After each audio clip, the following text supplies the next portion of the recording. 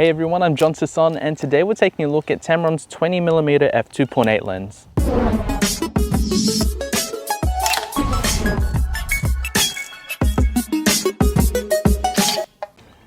Alright, so I'm currently in Sydney's northern beaches, just taking in everything, the scenery, the landscape, and just playing around with the Tamron 20mm f2.8. Now this is the widest in a trio of prime lenses from Tamron, sporting an f2.8 aperture, an OSD focusing motor, and of course that 67mm filter thread. Now in this video, I'm going to give you a quick tour of the design of the lens, as well as show you its features and what you can expect out of it. But at the end of the video, I'll also let you know what I personally think of it, so stay tuned.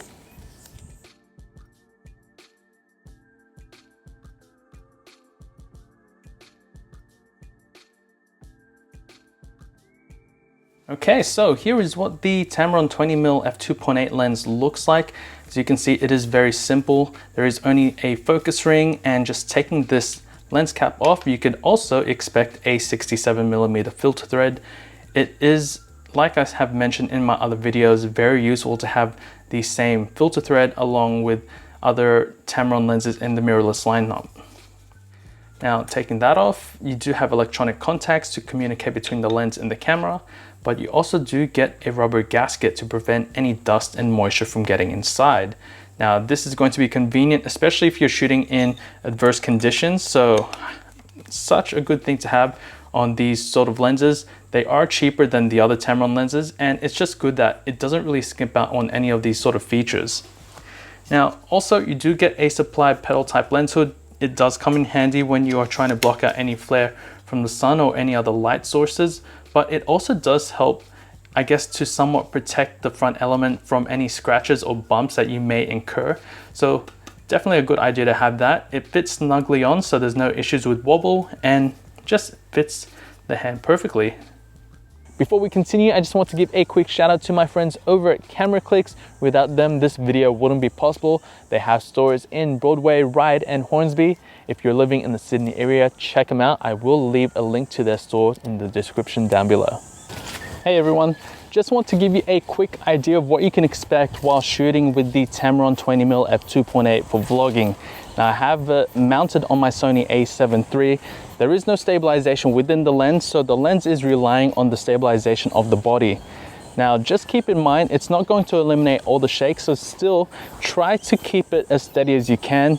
But just to let you, I guess, see how wide it is, this is pretty much it. I mean, I can fit myself within the frame and everything else, like a lot of scenery as well, other people. So a decent lens for vlogging, but you can also use it for long periods of time because of its compact size and lightweight nature. So definitely a good option. I had a lot of fun playing around with the Tamron 20mm. It doesn't feel too cheap, and it has a good build, which is reinforced with the fact that it has weather sealing. However, I will say when I used it in manual focus, something just felt a bit off. I could hear the mechanics inside the lens change when I was adjusting my focus, so if you're intending to use this in manual focus for video in a quiet setting, you may hear it. The same can actually be said when shooting in autofocus too. The reason may be because Tamron has put in a different AF motor for this lens, along with the two other primes Tamron has in this range. This is called OSD, or Optimized Silent Drive. This is different from the RXD motor that are in the zooms. I will say the OSD seems like a cheaper, not as good alternative to the RXD drive.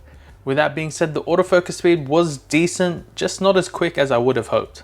Sony's IAF and other focusing modes and focusing aids like peaking are compatible with this lens, and I was able to use this with my Ronin SC to get some decent stabilized footage.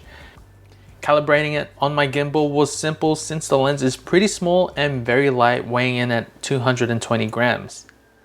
With a minimum focusing distance of 11 centimeters and a 1:2 magnification, I could get in pretty close to my subjects, which could be pretty handy if I was shooting something like plants, foods, or anything that I want to capture close up. I got some pretty good shots with this lens, and what I'm starting to do now is get one of my photos printed out, where this one in particular is printed on a solid piece of wood.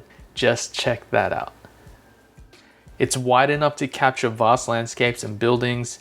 There is a certain degree of barrel distortion, which can be corrected in post, but One thing that I like about this lens is that it produces some nice colors with a decent amount of contrast to make it a bit more visually appealing. You can get some decent bokeh shots out of it too, thanks to its f2.8 aperture and 9 aperture blades.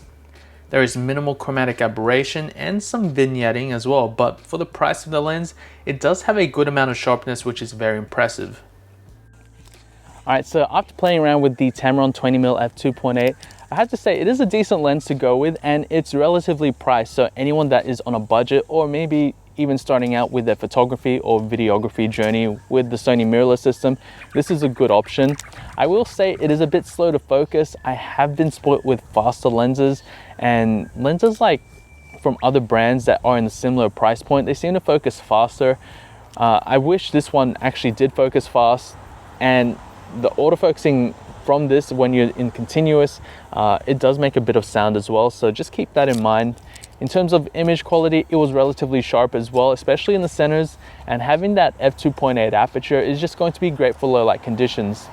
But one thing that I will say, the build quality of it is actually superb, and you do get that weather sealing, so it's going to be great for adverse conditions, something that you don't really get with lenses around this price point, so also keep that in mind.